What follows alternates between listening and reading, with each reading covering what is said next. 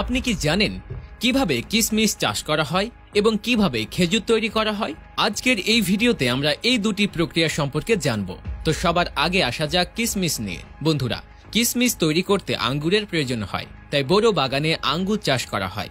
আমরা আপনাকে বলে রাখি যে আমরা বাজার থেকে যে আঙ্গুর কিনি তা থেকে কিশমিশ তৈরি হয় না। বানানোর চেষ্টা করলেও ভালো মানের কিশমিশ তৈরি হবে না। তাই কিশমিশ দুটি আঙ্গুরের জাত থেকে একচেটিয়াভাবে প্রস্তুত করা হয়। যখন আঙ্গুর ফসল ভালোভাবে প্রস্তুত হয় তখন ফসল কাটার পালা আসে, এবং এই কাজটি কেবল আমাদের কৃষক ভাইরা নয়, আমাদের কৃষক বোনেরাও করে। এই আঙ্গুর লতাগুলিতে পাকা আঙ্গুরগুলি কাঁচের সাহায্যে ছিঁড়ে ফেলা হয়, এবং একইভাবে এই কার্টে প্রচুর আঙ্গুর সংগ্রহ করা হয় এবং তারপরে কার্টে বোঝাই করে প্রক্রিয়াজাতকরণ এলাকায় আনা হয়। এখানে প্রথমে কিশমিশে ভরা ক্যারেট পটাশিয়াম কার্বনেট এবং কার্বন তেলের মিশ্রণে ডুবিয়ে 1 মিনিটের জন্য রেখে দেওয়া হয়, যাতে আঙ্গুরের উপর থাকা ব্যাকটেরিয়াগুলো ধ্বংস করা যায় এবং এতে আঙ্গুর নষ্ট না হয়। এখন 3 থেকে 4 দিন শুকানোর পর আবার পটাশিয়াম কার্বনেট এবং কার্বন তেল স্প্রে করা হয়, যাতে আঙ্গুর চকচকে থাকে। একইভাবে 10 দিন পরে আঙ্গুর এই অবস্থায় আসে। তারপর এটি সালফার প্রক্রিয়ার জন্য প্রস্তুত করা হয়।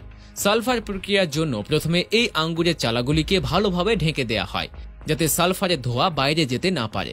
এরপরে সকালে এসব শেডের প্লাস্টিক তুলে আবার এভাবে শুকানো হয়। 3 থেকে 4 দিন পর আঙ্গুর শুকিয়ে যায়। এখন আরও প্রক্রিয়াকরণের জন্য সেগুলি আবার ক্যারেটে ভর্তি করা হয় এবং তারপরে কিশমিশ কারখানায় নিয়ে যাওয়া হয়।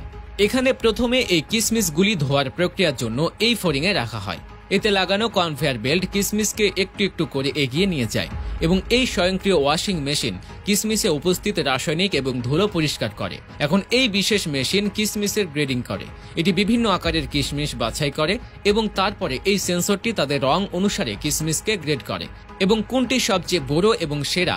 বাজারে বেশি দামে বিক্রি হয় রঙিন কিশমিশ, তাই এখন এই কিশমিশগুলিকে প্যাকিং এরিয়াতে পাঠানো হয় এবং এই কিশমিশগুলো বিভিন্ন পরিমাণে প্যাকেট করে রাখা হয়। তো বন্ধুরা, এবারে খেজুর সম্পর্কে বলা যাক।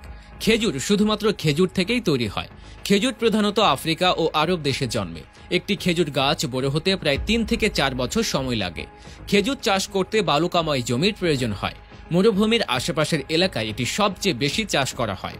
এই ফলটি যথেষ্ট প্রশংসা শেষ করা যাবে না। এটি অনেক সমস্যার জন্য একটি ঔষধ।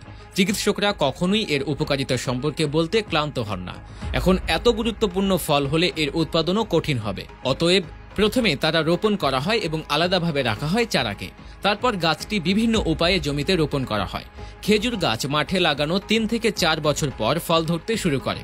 যখন এই খেজুরগুলি সঠিকভাবে পাকা হয় তখন কায়িক শ্রম দিয়ে ছিঁড়ে ফেলা হয়। এটি গাছে দলবদ্ধভাবে পাওয়া যায়। তারপরে তা সংগ্রহ করে ট্রাক্টর ট্রলিতে কারখানায় পাঠানো হয়। প্রথমত তারা খুব ভালো করে ধুয়ে নেয়। তারপর এগুলি আরও প্রক্রিয়াকরণের জন্য পরিবাহী বেল্টের মাধ্যমে প্রেরণ করা হয়, যেখানে সেগুলিকে সাজানো হয়। যে খেজুরগুলি আকার এবং আকৃতিতে খুব ভালো নয় সেগুলি আলাদা করা হয় এবং অবশিষ্ট খেজুরগুলি পরিবাহী বেল্টের মাধ্যমে প্যাকেজিংয়ের জন্য আরও পাঠানো হয়। বাজারে খেজুরের দাম প্রতি কেজি 200 থেকে 800 টাকা পর্যন্ত। এর চেয়েও বেশি দামেরও খেজুর পাওয়া যায়। তাই খেজুর গাছে পৌঁছলে গুচ্ছসহ কেটে ফেলা হয় এবং কাটার পর পিকআপ ট্রাকে বোঝাই করা হয় এবং তারপর সেগুলিকে মারধর করে রূপান্তরিত করা হয়।